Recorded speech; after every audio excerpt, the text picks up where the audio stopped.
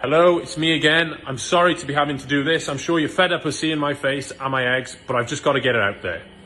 So, the mainstream media can't seem to wrap their head around the fact that it's the supermarket's fault for this egg shortage, not avian flu.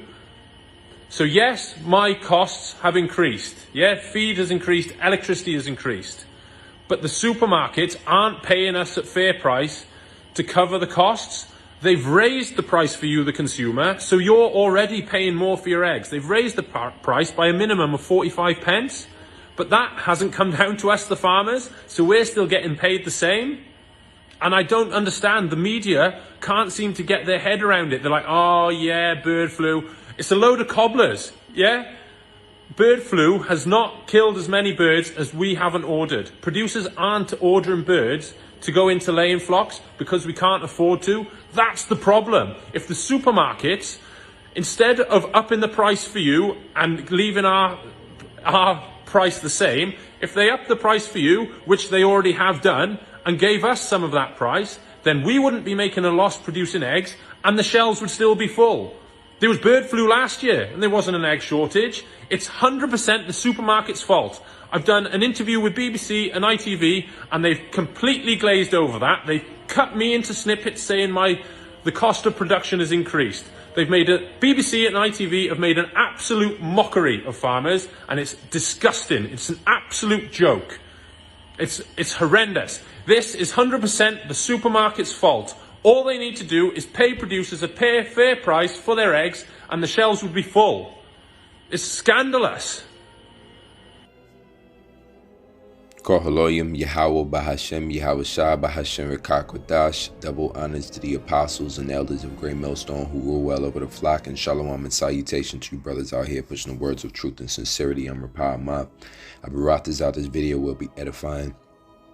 As you can see here, there's a siege of food going on, and it's starting to unravel. Some of the plans of the elites, the scriptures tell you to be not ignorant of Satan's devices. Their plan is to siege the food.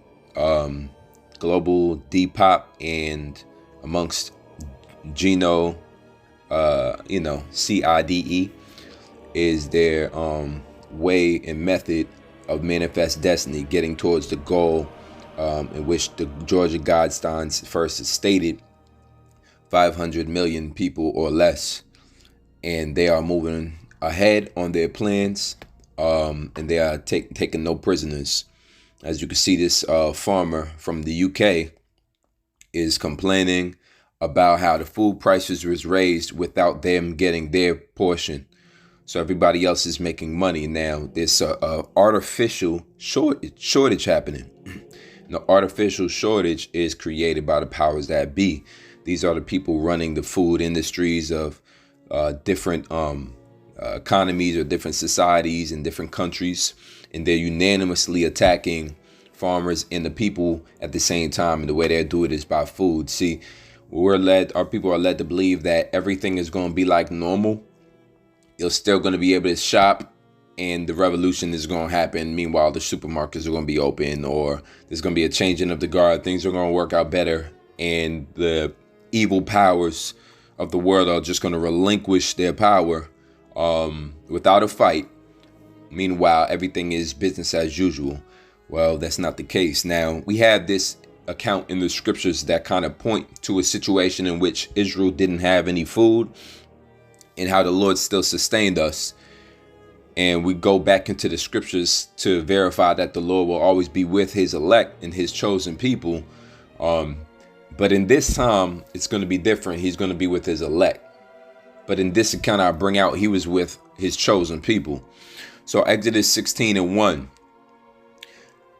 And they took their journey from Elim, and all the congregation of the children of Israel came unto the wilderness of Sin, which is beside Elim and Sinai, on the 15th day of the second month of after their departing out of the land of Egypt. And the whole congregation of the children of Israel murmured against Moses and Aaron in the wilderness.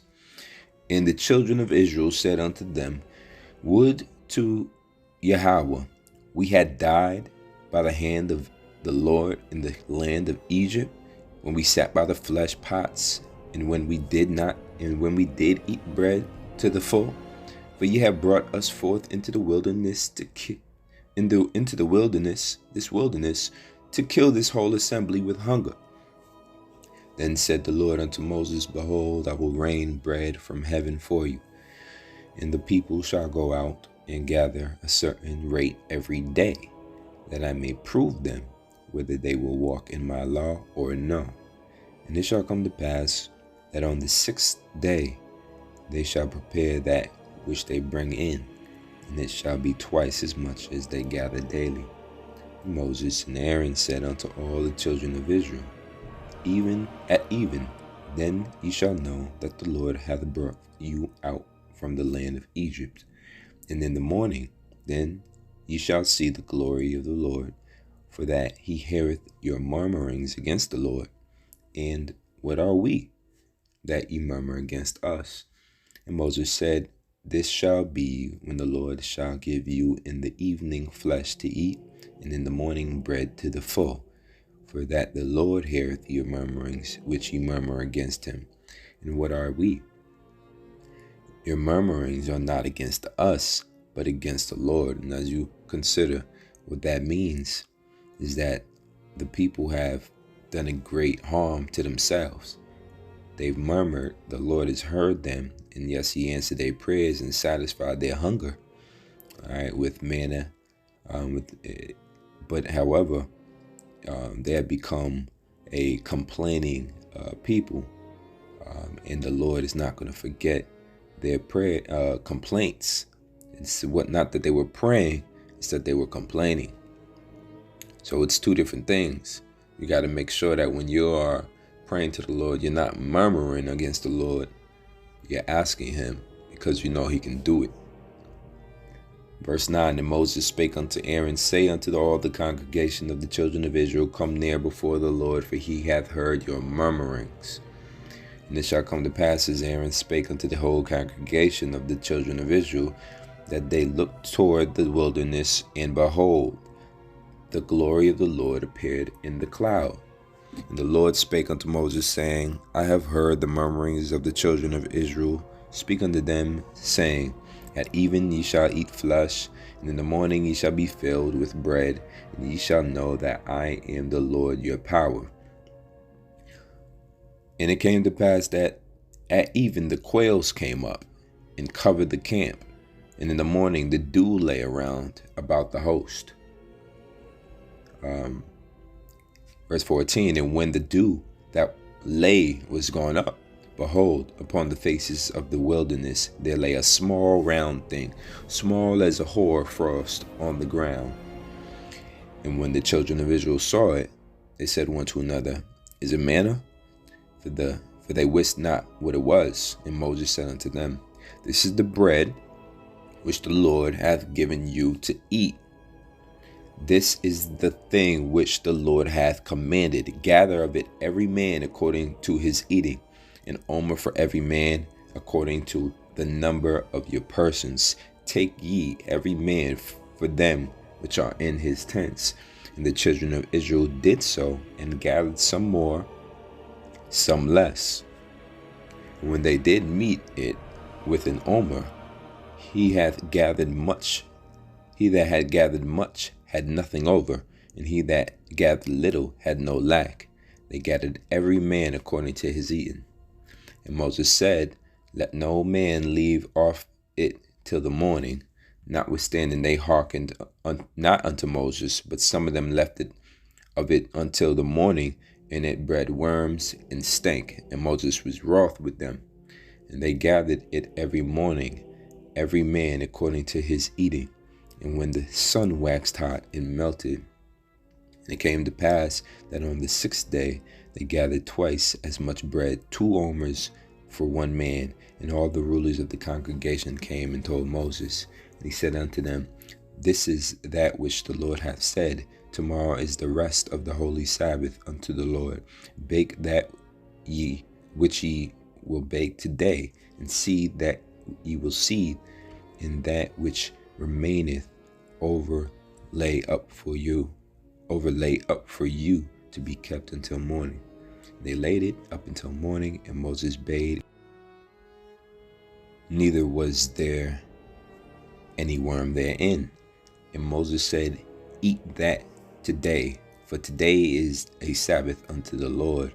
Today ye shall not find it in the field. 6 days ye shall gather it, but on the 7th day, which is the Sabbath, in it there shall be none. And so as you read on, of course, it goes into how the Lord still allowed us to feed off of this manna, feed our stomachs in the wilderness, and how the Lord basically quenched our hunger using manna, but he never forgot our murmurings against him. So this is a story to help understand how the Lord may give you what you want to sustain you, but still be wroth with you. And it'll behoove you to turn back to the Lord, not grudgingly, not short of belief and faith in him, but completely believing, completely understanding that the Lord, Yahweh B'Shem Yahushua, is capable of doing anything, whether there's a siege, a food shortage, a famine, which just means lack of bread, whether it's artificial, manufactured, or natural occurring, natural diseases, pestilences, plagues, different earthquakes in various places, insurrections on the people, all right, so forth and so on. We have many examples of the Lord continuing to help those being persecuted, restore the faith of those who lack faith, and give unto the godly man, But these trials and tribulations are just reasons to continue to pray, to continue to stand strong in the word in which we are taught. Continue to be happy and be joyful. Of course, the scripture tell us in Romans 5:3, and not only so, but we glory in tribulations also, knowing that tribulation worketh patience, and patience experience, and experience hope.